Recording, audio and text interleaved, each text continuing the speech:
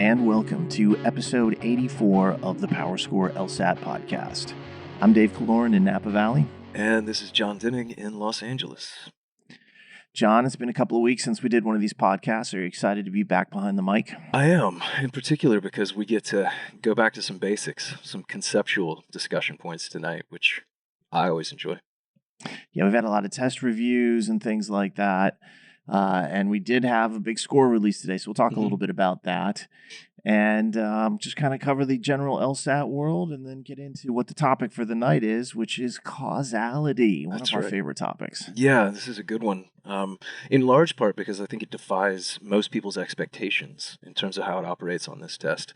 Something we'll explore shortly, but it makes this kind of a fun discussion to have. People are surprised by the nature of it. Agreed. And speaking of fun, what are you drinking tonight? Well, it's a bit early, perhaps, to celebrate Cinco de Mayo, but that's never stopped us before. So I've got a fairly tall glass of Clase Azul tequila, Reposado tequila, with a bit of a lime in it. That's just tequila, man. That's not really a drink. No, I didn't put a whole lot of effort into this. Here's some limes, guys. I don't even have ice. It's 3 ingredients, if you include the glass. Okay. That was really tough. No salt even, right? No. Weak. No, I'm salty enough. We'll see about that. All right. I have the regular straight-up margarita rocks with salt.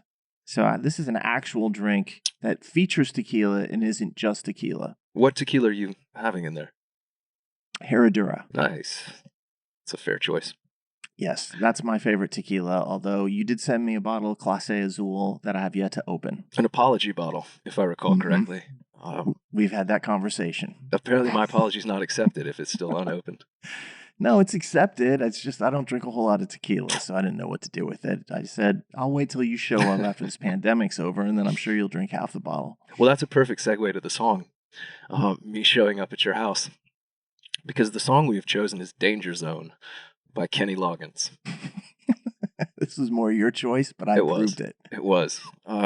In large part because I think with cause and effect reasoning, if you don't fully understand how this works, it's so common and, again, defies expectations in such a profound way that it can be a very dangerous thing to encounter. But if you know what you're doing, it actually is a huge benefit on this test. I see cause and effect reasoning as a feature of the LSAT, something to be capitalized on, dominated. But it can be a dangerous, it can be a dangerous thing if you're not careful. Plus, I just had that song stuck in my head. I think I saw a trailer for the new Top Gun or something.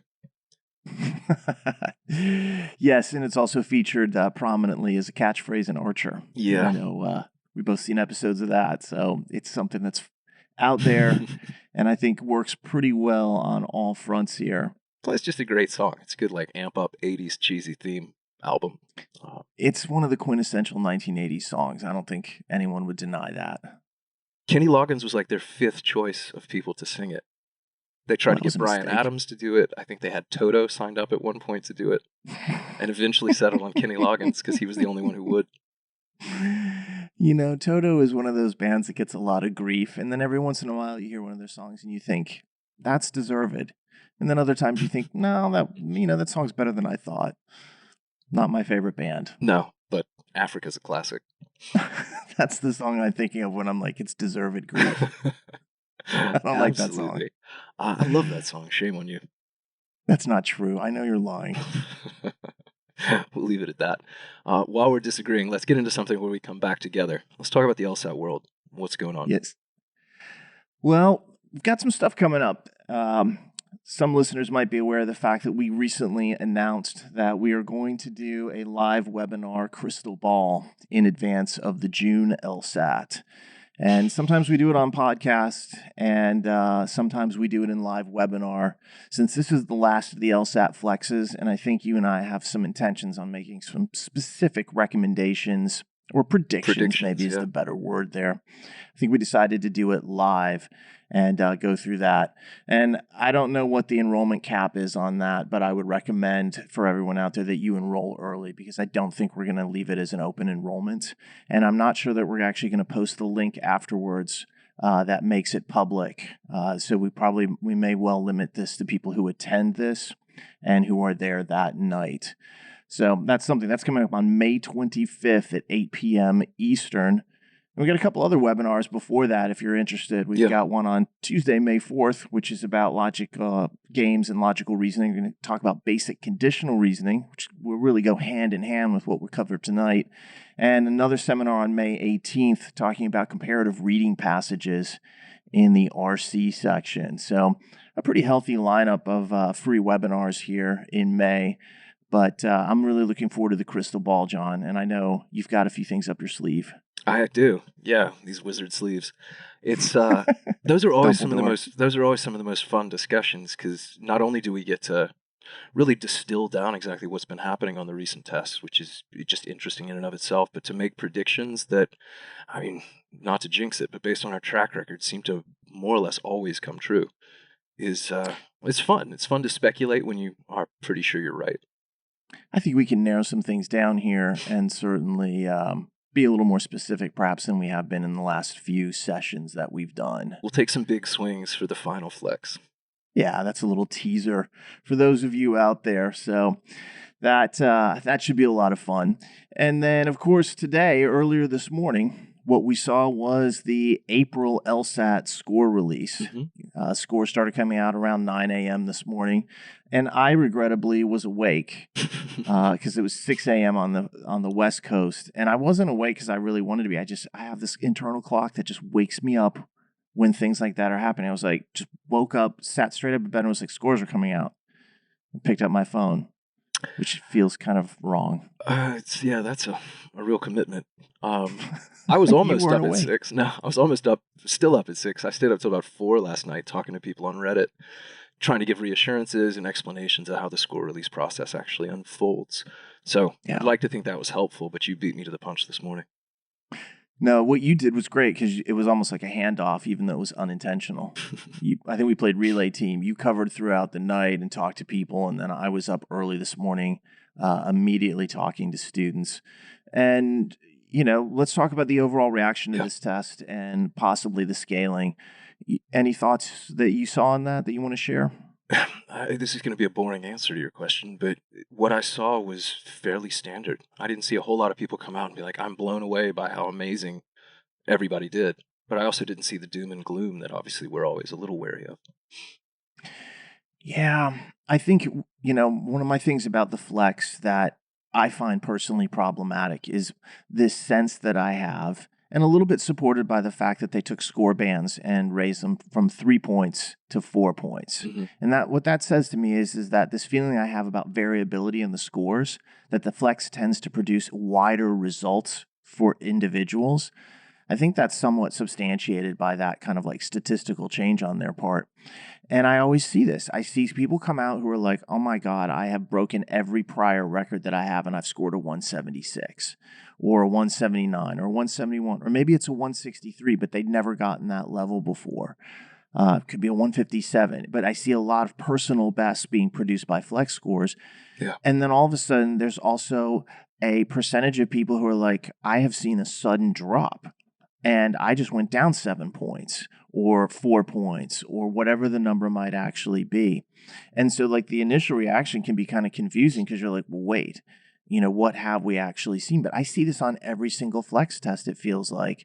And as the morning wore on, I started to hear from a fairly healthy percentage of people who are like, I did really well. Mm-hmm. And of course, there's always a smattering of people who are like, all right, this didn't go the way I wanted.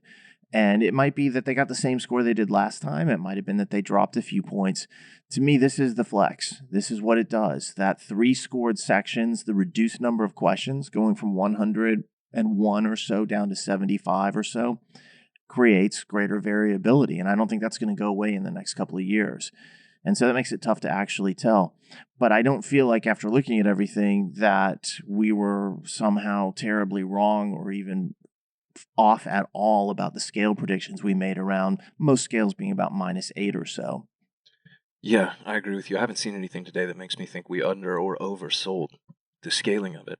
But you're right. I mean, the variability here it does seem to be a little more extreme, and the score band increase suggests you're right too. I do want to double down on a point you just made, which is when good things happen on the flex, they're magnified because they happen out of a smaller sample of content. But ditto bad things. You have a rough patch or a distracted section, or you just hit a passage or a game that stumps you, and it escalates the extent of the damage. Because again, it's a smaller total set, it's a greater percentage. So I think that's why a lot of people here get surprised by their results. Things went a little better than they thought, but that's a lot better in terms of a score, or vice versa. I like the way we both said this. I've described it as variability because it shows the entire scope of the outcomes, but I like your phrasing there saying it magnifies it, what occurs, meaning this is how we get to that greater variability. I think that really is true. If somebody feels like, well, that was only a couple questions I didn't do well on. Yeah, on a regular LSAT, that wouldn't hurt you as much, but on a flex LSAT, it hurts you more. So that's something to consider, because certainly I've talked to a few people this morning who were not thrilled with their results, and it's demoralizing. And quite honestly, us saying, well, we think our scaling was probably fairly accurate in terms of the predictions, that's cold comfort to them. Yeah. They're not feeling any better, but that's great, you guys were right, but I'm still unhappy with the score.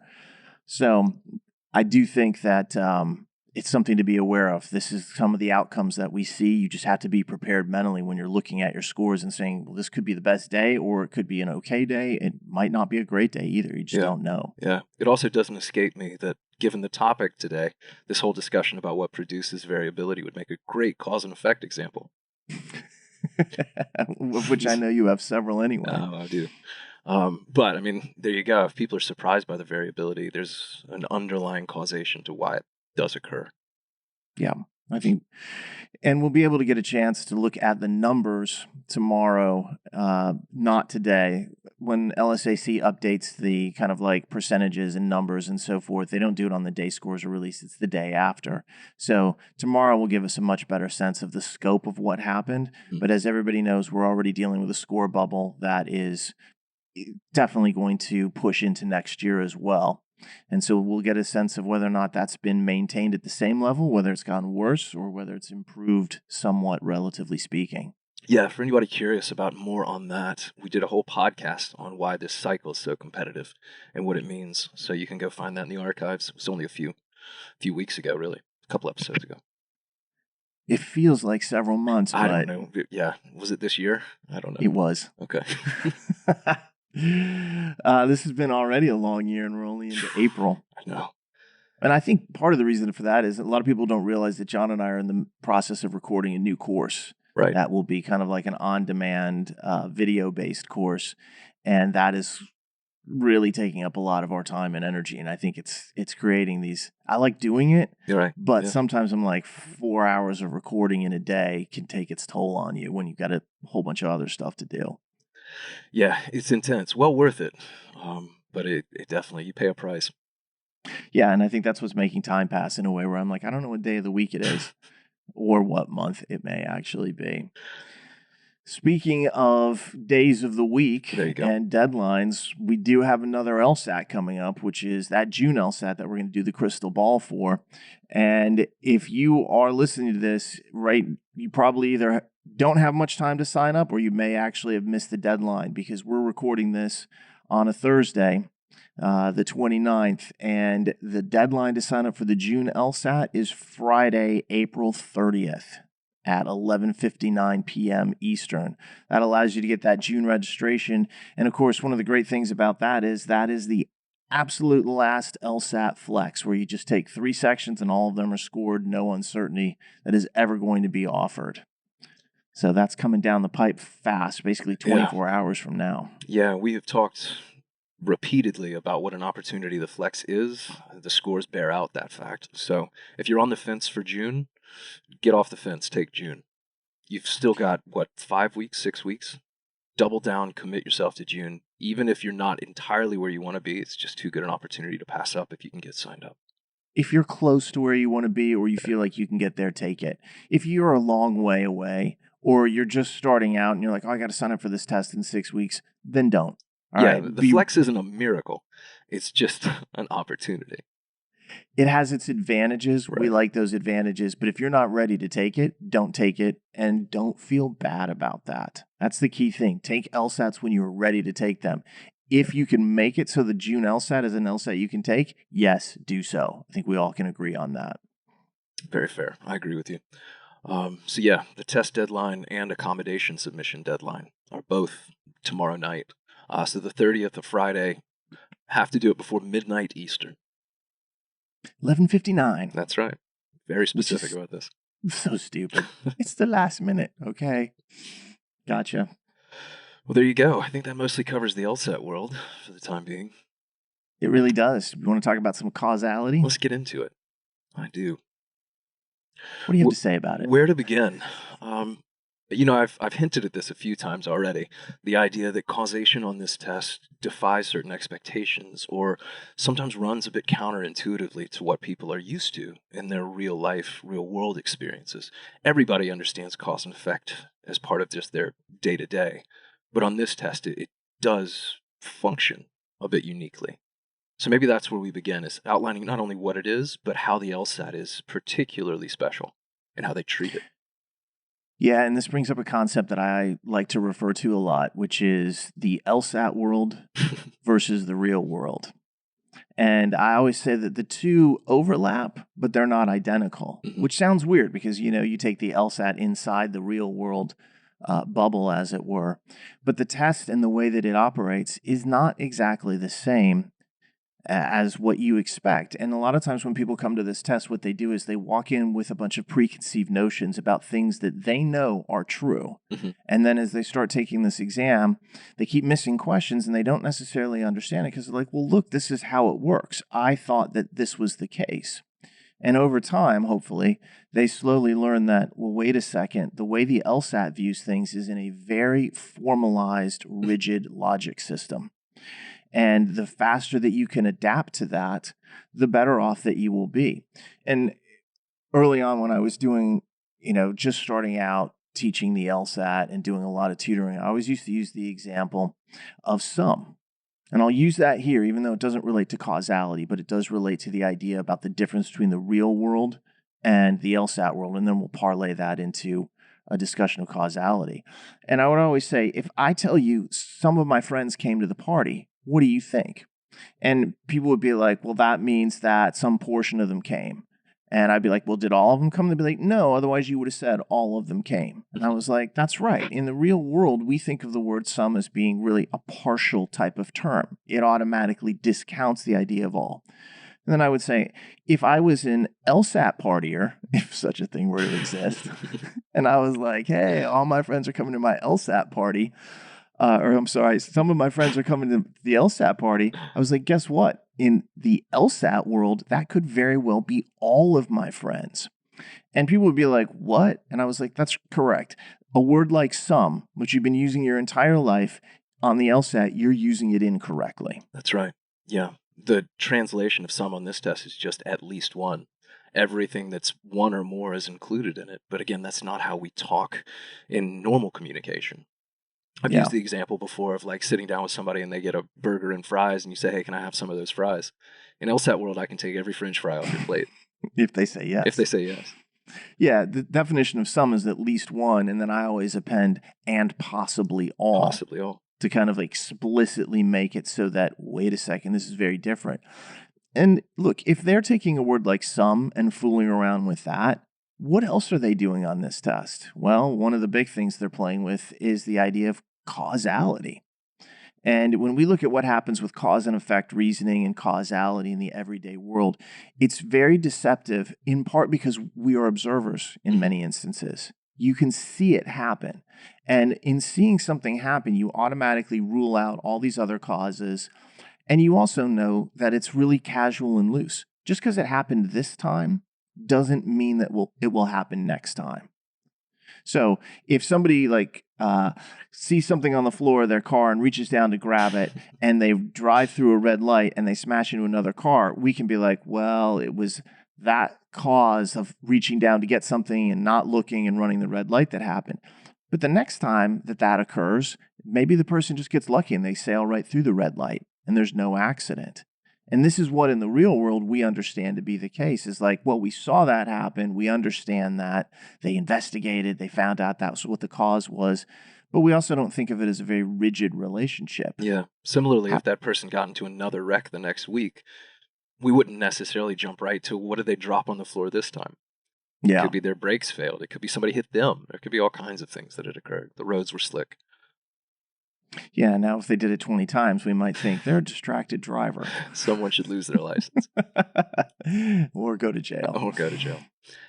But that's the idea of real-world causalities. We have to really take it case by case, and we're somewhat accommodating in how we tend to treat it.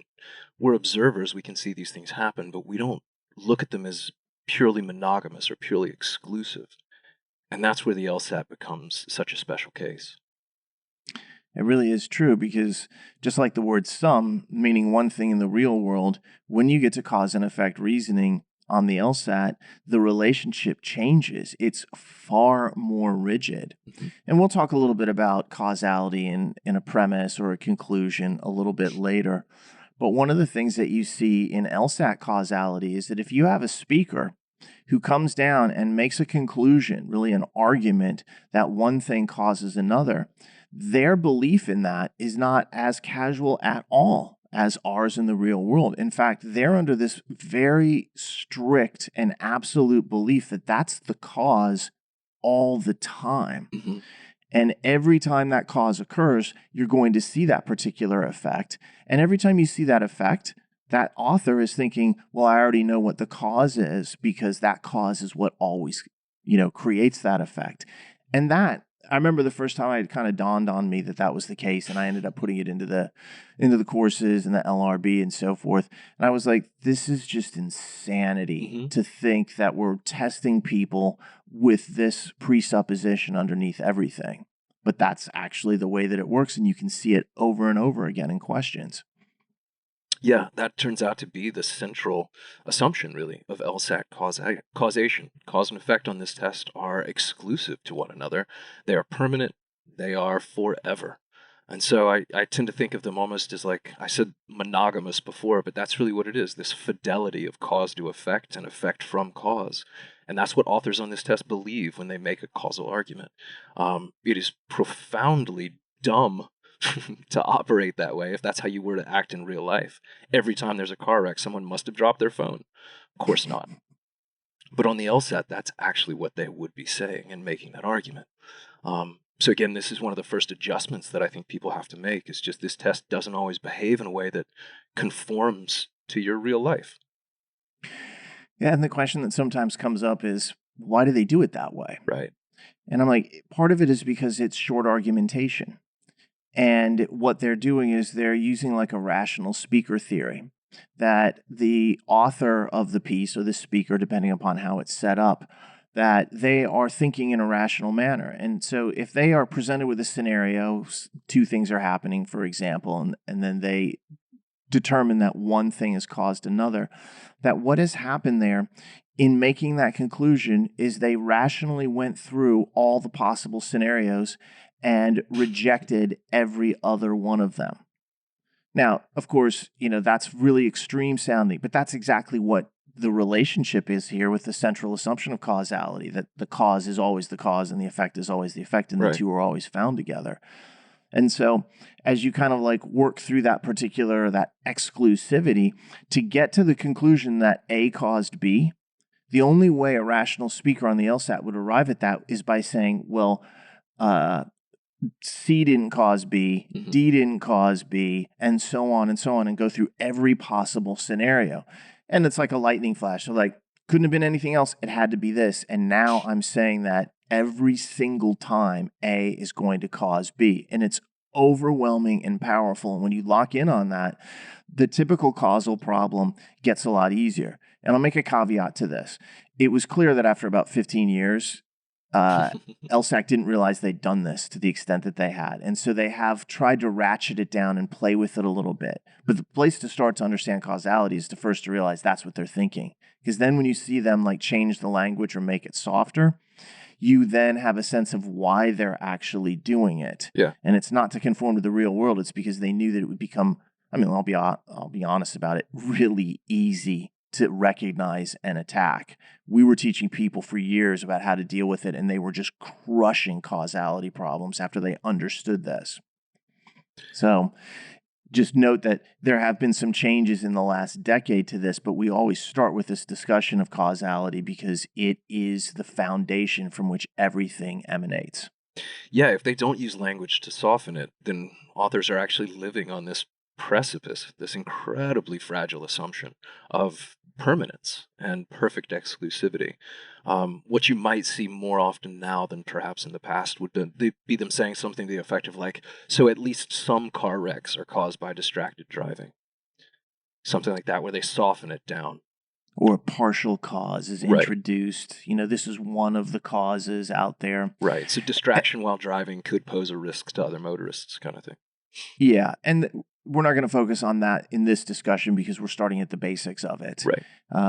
I think we might do a part 2 of this, and if that's the case, maybe we'll talk about it then. But at least be aware of the fact that they had to start doing that because it becomes so easy and recognizable that students who had been trained how to deal with causality, they didn't miss the problems anymore. Yeah. And if that happens and you're a test maker, you have to adjust. It's like an arms race. If you're used to 40% of the people missing a particular type of question, and then you begin to see that, well, now only 30%, now only 25% are missing it. Wait, it's down to 20%. You've got to change what you're doing. And I'm pretty sure they also read the LRB and they were like, what? And made some changes. I'm certain they've read the LRB. I'm certain because they've told us. Indirectly. Yeah. Yeah.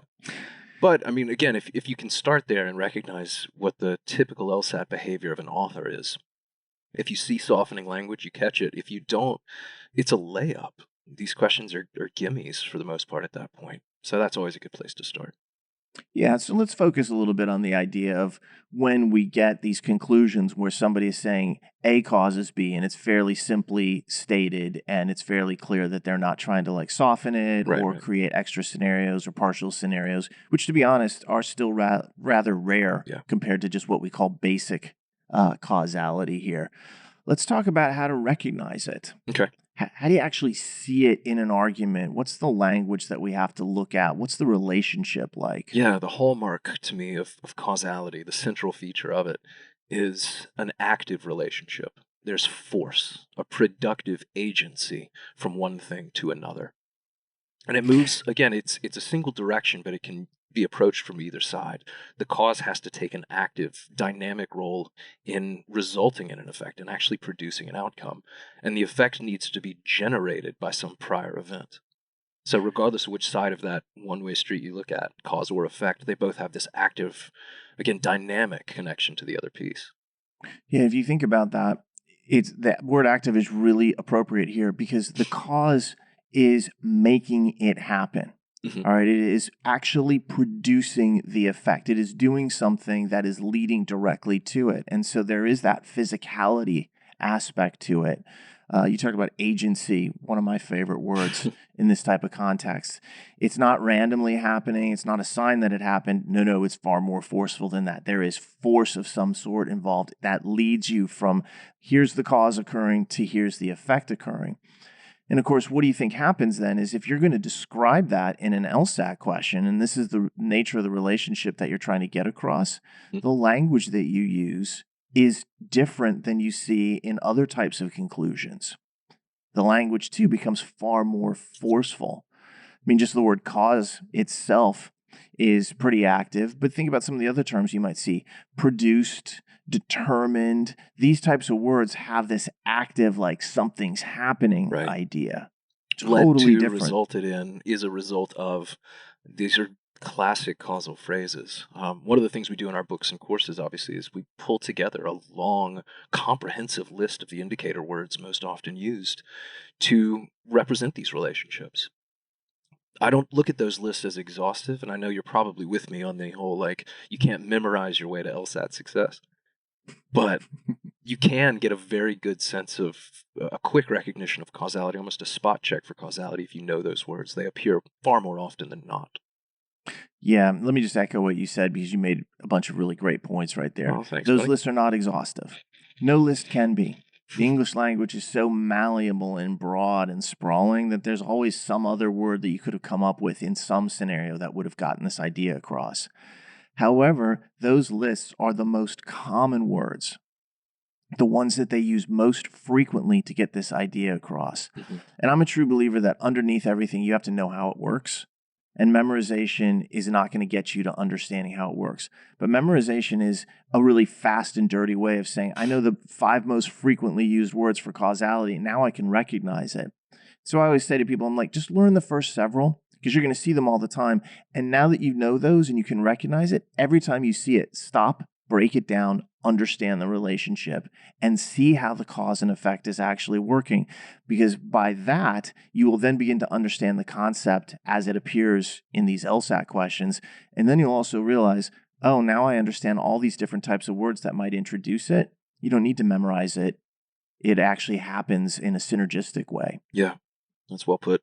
You mentioned this happens all the time. You see these words all the time, or causation itself is obviously popular. Statistically, I think it's between like 15 and 18% in LR. It varies a bit section to section and test to test, but I mean, you can expect to see about 1 in 6 questions on a typical test have some form of causality at the heart of them. So this is a big deal. Yeah, and especially if you roll into it with some kind of tough question that, deals with like assumptions, for example. Yeah. It can really be confusing to understand an assumption question as it relates to causality. And I think probably we'll do a second episode as we kind of talked about, where we'll talk about specific question types in this concept. So I'm not going to go into why is that so tough to understand with assumptions and causality. Yeah. We'll leave that for another day. Because I'm chuckling a little bit picturing someone hearing you say that and being like, just tell me. Tell me what it is. What do assumptions with causality do? Because there is like a single sentence we could give that would resolve most of it. Well, yeah, but it's in that'll the be LR part. Bible Yeah, or that'll be our part 2. courses. Yeah, you can Sorry. find it. Right. But barring having those, you have to wait. My bad. It's all right. So let's talk a little bit about the scenarios that we see with this, because you can talk about the language and the kind of like conclusions that you see. Therefore, A produces B. Mm-hmm. Oh, they mean causes it. All right, this is cause and effect argument.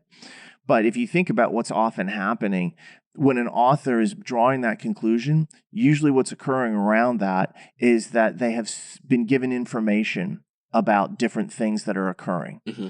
And usually that's really one of 2 things that's happening. Either there's 2 things that occurred and one happened before another, or they happen at roughly the same time. And then the author comes in and says, one happened before the other, so A caused B, or they happened at the same time, but it must be that this one caused the other one. So then they jump to that conclusion and they use that kind of all-powerful language that says this is what has happened.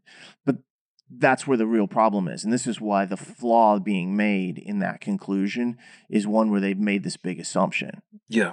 Yeah. In fact, I would say the most common scenario that you run into with causality on this test, and probably just causality as you wander around the world, is we observe a thing happening, or an author on this test mentions the phenomenon itself, some event, and then goes on to argue in favor of the cause, the productive agent of that event. And we do that all the time. The streets are wet. Oh, it's raining. That kind of thing. When it could have just been like the street cleaner went by. Yeah. If those exist anymore. It's been so long since I've left the house. I'm not sure what exists anymore, Dave. I haven't seen one in years, it feels like. Anyway, everyone knows what I'm talking about. Yeah.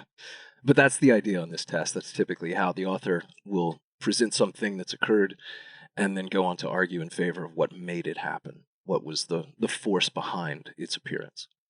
And the problem here is they're assuming that they can figure out what that cause is, Right. or that the chronology that they're seeing is what actually is indicative of cause. And this leads right into the discussion of correlation versus causation. Yeah, I was going to say, it sounds like you're introducing moments of confusion on this test, or potential confusion. I think we should touch on some. So, correlations. Yeah, continue. Well, I mean, correlation and causation is a topic that I think a lot of people at least have some passing understanding of. But typically what happens is just because 2 things are happening together or in opposite directions, whatever the case may be, it doesn't mean that one's causing the other. It could easily be that they're just correlated. They happen to move together. And so there's a ton of examples that kind of just show correlations. And sometimes they're caused by something else. Sometimes it just happens to be accidentally random. You don't expect that to be the case, but it's just turned out that way. But it's not that one is causing the other. And so whenever you see one thing happen and then a second thing, you have to think to yourself as like an impartial observer, that could be a correlation. And the same thing, if two things happen at the same time, if you're kind of like a logic observer, you don't know for sure that one caused the other. And again, I'm not talking about the real world where you saw that person reach down for their phone and go through the red light and hit the car. This is on the LSAT now that we're dealing with. And just because there's a particular order of events or they're happening at the same time, they could just be correlated. And so the mistake is thinking the way the author of the stimulus thinks that, oh, they're not just kind of happening randomly or correlated, one's causing the other. Yeah. Jon, I know you were throwing out some hilarious correlations earlier today. Yeah, what I always think of when I see causality on this test is, first, could these be independent events? Because that's what a correlation is. Two things that actually aren't related to each other beyond maybe just simultaneity. Or could these two things be unrelated to each other, but both connected to a third thing, a cause for both? I think the example I gave you earlier is that people who wake up with their shoes on are much more likely to have a headache. And I'm certain that is statistically true. But the shoes aren't the cause. It's probably some third prior behavior that has led them to pass out in their clothes. Like staying up till 5. Yeah. I stayed up barefoot till 5, though, so I was safe. And that has then obviously produced a less than ideal feeling the next morning. People who get drunk and pass out wake up with hangovers and their shoes on. Those darn shoes, if they're lucky. Yeah. It's when you wake up and you don't know where your shoes are. That's the trouble. That's when you have more than a headache. Yeah, handcuffs. But it's one of those things where it'd be easy at a glance to look at the two and try to figure out how they're connected, the shoes and the headache. And the simple fact is they're not. It leads a little bit to the idea of statistics themselves, which we'll touch on a bit later. Statistics are one of the easiest things to manipulate in favor of your belief. And you have to be careful. Lies, damn lies, and statistics. That's it. So, yeah. Yeah, and I'll point something out. Like, we're making a laugh about you're more likely to have a headache if you wake up with your shoes on. Those are really easy things for people to visualize. And one of the things that happens is that when people do LSAT questions, they try to visualize them in the real world terms. And as we've seen with like conditionality, and we see it with causality as well, that can be devastating in terms of like how it confuses you, because a lot of stuff can't be visualized. If I turn this, instead of like shoes and alcohol, into banking and interest rates, your ability to visualize that completely changes. And so you have to understand the underlying relationships and the mistakes being made here, and not try to visualize it over and over. And this is less a causality problem, although it is a bit of a causality problem. It's more of a conditionality problem, where people are always trying to put like, well, the sufficient happens before the necessary. I'm like, doesn't have to be. Yeah. That kind of thing. I'll give you another one that I like, that I stumbled across not long ago, that incidents of drowning deaths are much, much higher during times of the year where there's a Nicolas Cage movie in theaters than when not. Are you sure that it's not causal? Yeah, drowning deaths spike after someone has seen a Nicolas Cage movie. But of course, if you think about the movies he's typically in, they're these big summer blockbuster things, Face Off, The Rock, and the rest. So when are people going to drown? In the summertime. When are Nick Cage movies in theaters? In the summertime. Used to be that way. Used to be, yeah. I don't know if this statistics holds through 2020. Just as an aside, he used to be like a major level Oscar-winning movie star in huge movies, and The Rock's a good example of that. But like Leaving Las Vegas won the guy an Oscar. Now I'm like, he's in like Hell Rider 7. I mean, it's or something. Yeah. He's just in the craziest things. I see his face all the time. I'm like, Nick Cage is in that? I love that guy. I would have a drink with him in a minute, but I hear he's crazy. Yeah, nearly went bankrupt buying T-Rex skulls and castles in Ireland. He's my hero. Him and Johnny Depp need to start a production company called Two Crazy Dudes. They need to start a 12-step program. But that probably too. Nick Cage is he's my spirit animal, I think. Oh my God. But that's the danger of these kinds of correlations, is just because two things seem to track up or down with one another, some positive correlation or an inverse correlation where something might feel preventative, you have to be really careful about assigning a relationship that's as powerfully strict as what LSAT authors do. And that's really the point of all this. Yeah, and one of the things that happens is when they make a causal conclusion, they've dismissed the fact that it could be a correlation. Mm-hmm. They've thrown out that as one of the possibilities, as well as the possibility that anything else caused this or that there are going to be any other effects and so on. And that's what makes it's such a bad flaw for authors to make, but also so powerful when you're able to recognize and be like, they screwed up in this. This is a bad conclusion. Now I can work with it, whether it's to strengthen it, to weaken it, find an assumption, parallel it, whatever the case may be. You've got options because you have very clear understanding of the conclusion. Mm-hmm. And that is so powerful in LSAT logical reasoning questions. Yeah, I see that really as a potential author's mistake on this test, which is Totally. if you're looking for it, you can then start to identify where it is that this person may have erred or gone astray. And that's huge. That actually is the solution to a lot of questions dealing in causality. But there's a reader mistake that I see a lot as well. In other words, a test taker confusion that comes into play. And we would be remiss if we didn't do our best to rectify that. And that is, of course, the confusion between causality and the other really common reasoning form on this test, conditionality, conditional reasoning. Yeah, and I think conditional reasoning is the one that I think initially to most people is more foreign. Mm-hmm. And so I think a lot of people walk in and they're like, I know cause and effect. You ask a LSAT student on day one, how do you feel about cause and effect? They're like, got it, don't need to study it. I'm like, just wait. You ask them about conditional reasoning, and a lot of times the response is, what is it exactly? Unless they've taken a philosophy course or some type of logic course along those lines. But a lot of people don't feel comfortable with conditionality initially, feel great about causality, which can cause them to make a mistake because they don't realize the error being made by LSAT authors.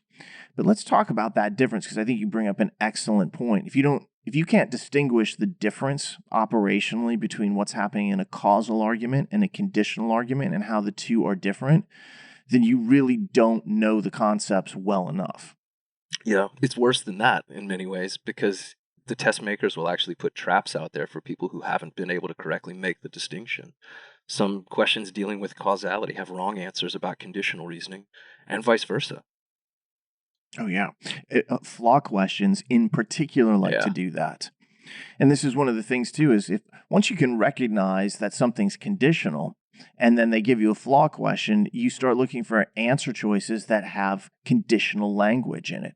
Might be the word sufficient or necessary or some synonymous term, but you're looking for that type of idea. Well, that means you can burn away all these causal answers. But you can flip this too. If you have a causal argument and then they ask you for the flaw, just as you said, they often will throw in a conditional answer choice, that describes a conditional flaw. And that makes it really easy for you to be like, get out of here and move to the next answer and say, I know this isn't a conditional problem, it's a causal one, and look for the answer that has causality in the language or, the synonymous terms that we're using. Yeah, that's why it's so important that you can recognize this stuff. We're straying a little bit into teasers for the next episode where we talk about the question types, but I see this in must be true a lot too. Conditional must be true stimuli followed by answers with causal language. They're wrong answers, they're traps, but if you can't tell the two apart, they're really attractive. It's funny because earlier today, somebody was saying they were going to take the June LSAT, and they're like, how do I get faster? And of course, I wish I had a magic wand that was like, here you go, speed is now your gift. Right. But it's things like this. This is like one little piece, but to me, knowing this is speed. I can go faster through answer choices because I can see what I'm looking for. If I have that type of, whether it's a must be true or a flaw question, and I know that there's a certain type of reasoning being used, that allows me to dismiss answer choices that don't have that in there. This applies to so many scenarios. It's not just, in flaw questions, I can go faster. No, this is all over the place. Yeah. Yeah. When you understand the component parts of what you're actually dealing with, the underlying nature of the reasoning itself, I mean, it translates into just unfiltered aggression, frankly, because you can go as fast and as hard as you want through those answer choices with pure confidence. Yeah, you move into God mode on the LSAT at that point, where you're like, I see all, I am omnipresent here. Yeah, you're Mario when he gets the star. You're just as fast as you want to go. To hell with a turtle duck. Outstanding. Man, I like that one a lot. Oh, thanks. So let's talk about the difference between causality and conditionality, because we just built it up as like one of the true great things. Yeah. First thing I would say is the chronology of the relationships can be very different. Cause and effect, the chronology is crystal clear. The cause must happen first, the effect happens thereafter. It can be a microsecond afterwards or it could be 10 years afterwards. It doesn't matter, but the cause happens first. Has to. And then you have the effect afterwards. In conditionality, however, that is not the case. The sufficient doesn't have to happen first. It can happen first. It can happen at the same time as the necessary condition, or the necessary condition can actually happen first. There is no chronological component to conditionality. Now, sometimes you read a problem and you're like, well, that clearly did happen first, Right. but that doesn't make it the sufficient or necessary. It's the nature of the relationship and causality that there's a timed component, whereas there is no inherent timed component in a conditional relationship. Yeah, that's exactly right. So, I mean, again, it's one of those things you can use to check causality. It's what makes causality ultimately harder to prove in a lot of cases because it has this restriction that conditionality doesn't. If something happens later, it can't be the cause. If something happened first, it can't be the effect. Yeah. Conditional reasoning isn't bound by those same temporal restraints. Yeah, and I think that's confusing for a lot of people, especially because they're like, they want to try to make the sufficient or necessary the first thing. Yeah. Especially new LSAT students are like, the necessary happens first. I'm like, that seems logical, doesn't it? However, that's not what the language tells us. Yeah. There's Let's a talk about- secondary characteristic, if you want to get into that. We've already touched on it with causality, that the requirement really of a causal relationship is one of action and force. It must be that the cause produced something in a dynamic, powerful way. Conditional reasoning, once again, isn't beholden to this same level of relationship between sufficient and necessary. When I think of conditional reasoning, what I really think about is just indication. It tells me something, but it didn't make anything happen. There was no force. Yeah, I often use that exact same type of example. Causality is about force, made it happen. But the sufficient does not make the necessary happen in a direct physical sense.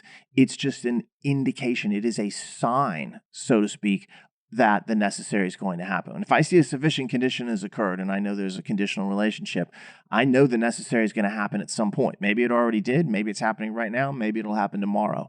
I don't know, but I know it's going to happen. But it's not the sufficient that's physically making it. It's a sign that the necessary is going to happen. Yeah. That's two very different ideas there. One's forceful and active, and the other is almost much more passive and indicative. Yeah.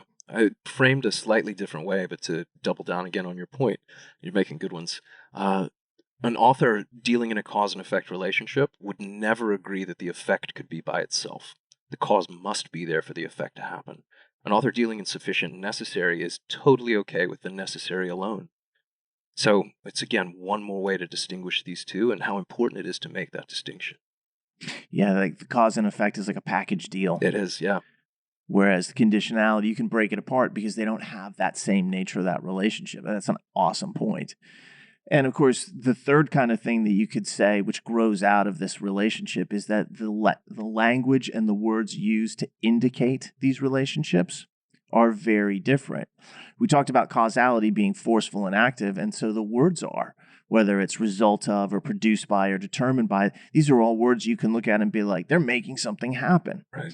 And then you go over to the conditional side, you don't see those same words. You see words like if and all and only and every and never and cannot, words that seem to be addressing entire segments or entire groups, but not saying anything about this is the nature of the relationship, as in this made this happen. Right.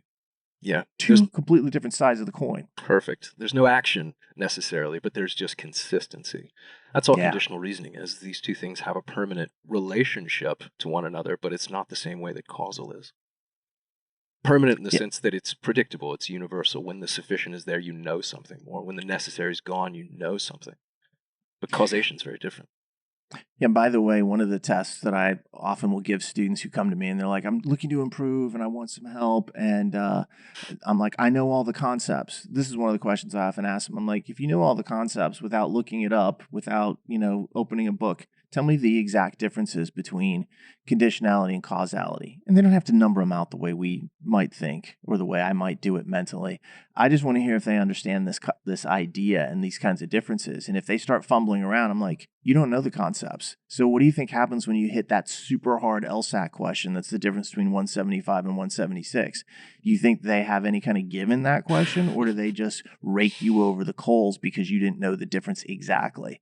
Yeah, they rake you over the coals. Well, I'm glad you make that point, because this isn't just an intellectual exercise. There are genuine ramifications on this test. If you understand this distinction and can consistently make it, there's reward for you. If you can't, there is doom. So Yeah. this is one of those things you've really got to be crystal clear on. It's not just that you get questions right that you might otherwise miss. You're faster through other questions that you were going to get right either way, but now you save time. And if you're looking to say, like, well, how do I get into the 170s or the 160s or wherever it is that you're trying to get to, it's small differences create big effects.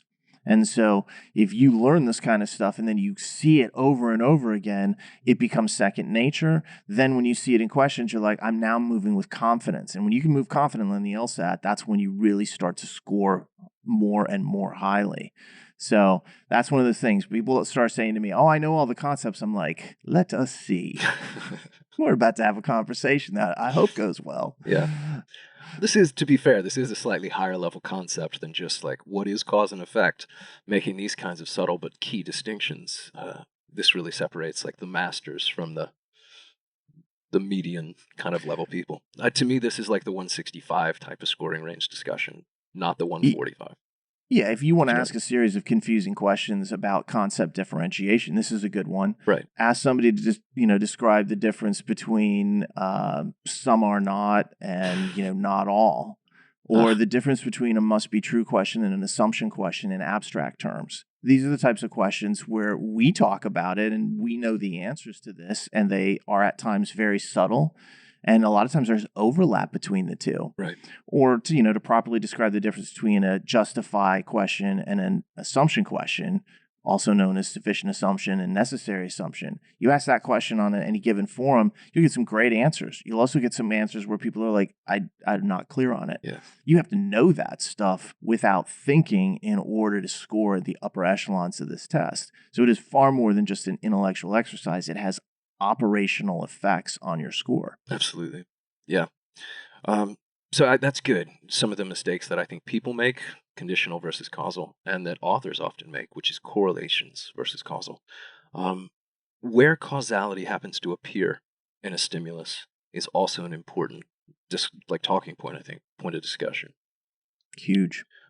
Because the fact that you can recognize that there's causality, the language, the force, the active relationship in a stimulus, doesn't necessarily mean that the argument is based on causality, that the argument itself is a causal one. And also its appearance, in terms of the role that it plays, is going to determine, to me, the degree to which you doubt or scrutinize with skepticism the author's belief. Yeah. And this is really, be more specific, the difference between where it appears in the argument to a premise or a conclusion. Right. And I'm just adding on to what you said because No. That's a perfect setup. That was a handoff.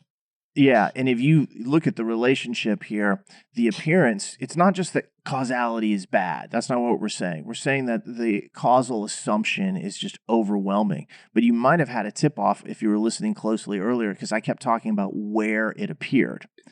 When you have causality in a conclusion, where the author says, look at these two things happening, therefore A causes B, we could say that's bad.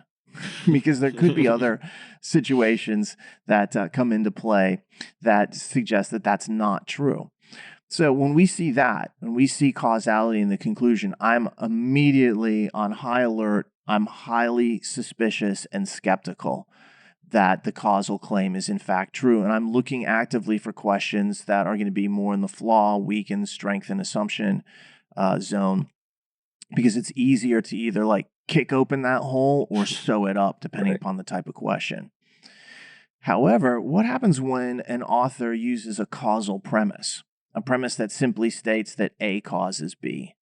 Is there a problem with that? Yeah, the beauty of premises on this test is that they serve as mutually agreeable evidence, basically.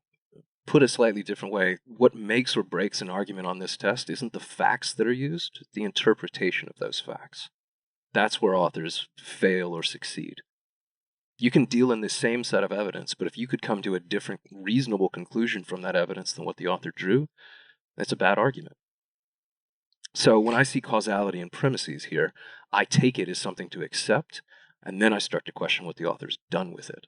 When I see it in a conclusion, I immediately get very skeptical. Yeah, that's exactly right. And that's an interesting point that I think has broader implications here. On the LSAT, in the logical reasoning section specifically, what they tell you in a premise or multiple premises, it's okay. They basically say, we're going to give that to the author. They're just allowing for it. We're going to allow that author to take that. So if it's a causal claim in a premise, they don't complain about it. They don't have any kind of negative thing to say. They don't say that that's a flaw. They're like, all right. They are primarily interested in, now that you started with that premise or those premises, where do you go with it?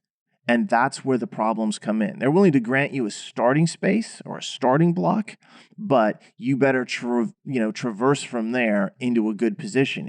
And if you don't, that's where we get problems. So a causal relationship stated in a premise, I'm like, there's no problem with that. I can accept it and work with it.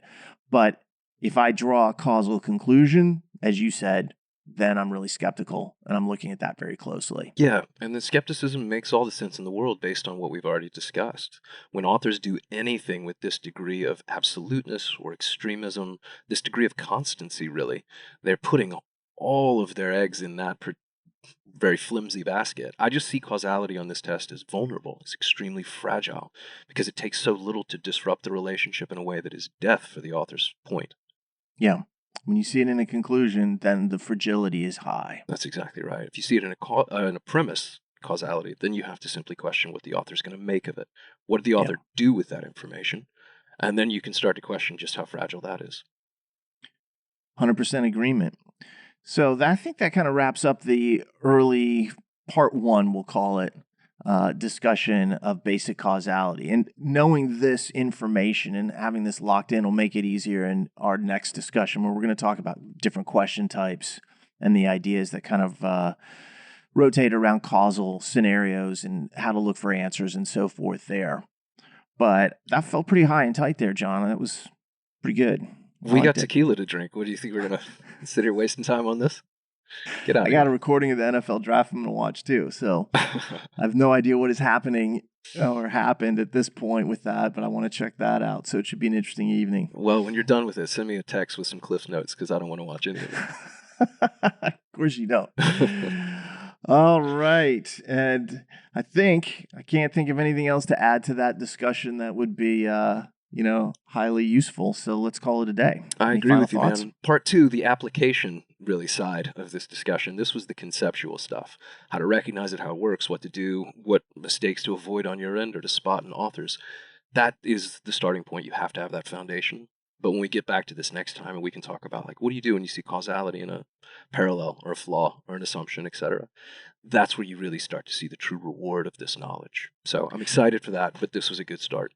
Yes, and I will say that it'll probably be at least 2 weeks or so before we do that second part because you're out of town for a bit. Yeah, that's right. We're continuing to record the course. As we said before a couple months ago, we're going to slow down for a period, and then when we're done with this course, we'll pick up the pace again.